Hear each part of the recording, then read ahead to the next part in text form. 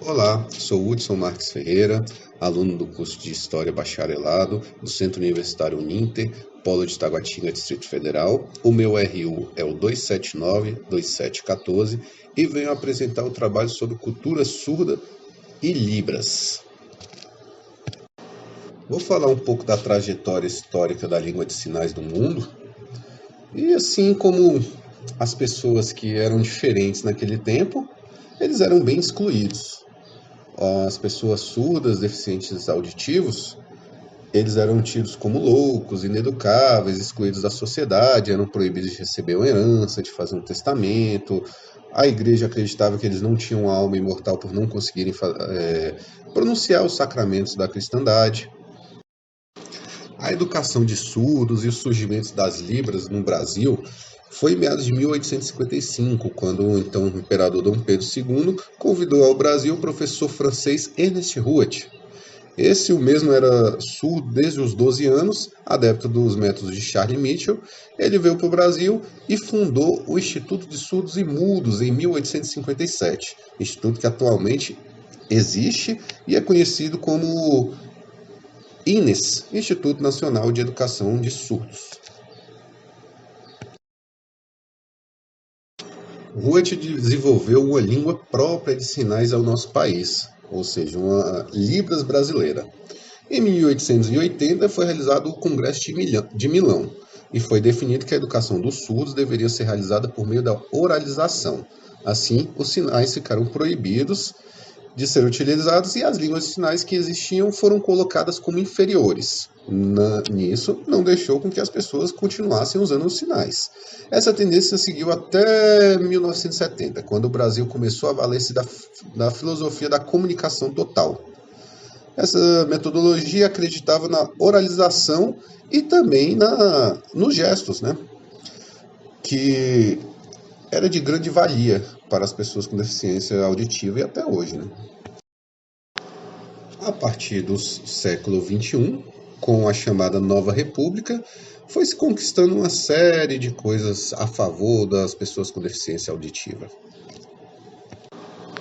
Em 2002, determinou que as Libras deveriam ser reconhecidas como um meio legal de comunicação e expressão da comunidade surda brasileira e que o poder público deve fornecer meio para o uso da difusão das Libras no Brasil. Os deficientes auditivos, por norma, são utilizadores de uma comunicação visual, como principal meio de conhecer o mundo em substituição à audição e à fala, e podem ter ainda uma cultura característica. Alguns fatores podem afetar o processo de aprendizado de pessoas surdas, tais como o período em que os pais demoram para reconhecer a perda auditiva da criança, o envolvimento dos pais na educação das crianças, ou problemas físicos associados, os encaminhamentos feitos, o tipo de atendimento realizado e outros. A cultura surda no Brasil é uma cultura bastante difundida, vasta, que desde os anos 90 ela vem crescendo cada vez mais. A partir dos anos 2000, várias leis vêm sendo aprovadas em favor das Libras, da língua brasileira de sinais e das pessoas com deficiência auditiva. Na cultura surda, é comum se chamar de ouvinte a pessoa que ouve, em contraste com um surdo que não ouve. A linguagem de sinais é essencial no desenvolvimento do ser humano que tem a deficiência auditiva. A falta dela tem graves consequências para o indivíduo no que se refere ao emocional, social e intelectual. Você pode se capacitar na língua de Libras em vários cursos online, assim como também em faculdades, universidades e alguns pontos próprios espalhados pelo nosso país, do INES. Esse é o meu nome, em linguagem de sinais, me chamo Hudson. As fotos não ficaram muito boas, mas dá para entender os sinais. Em Brasília, Distrito Federal, foi iniciado um projeto em outubro de 2017, chamado Festival Despertacular.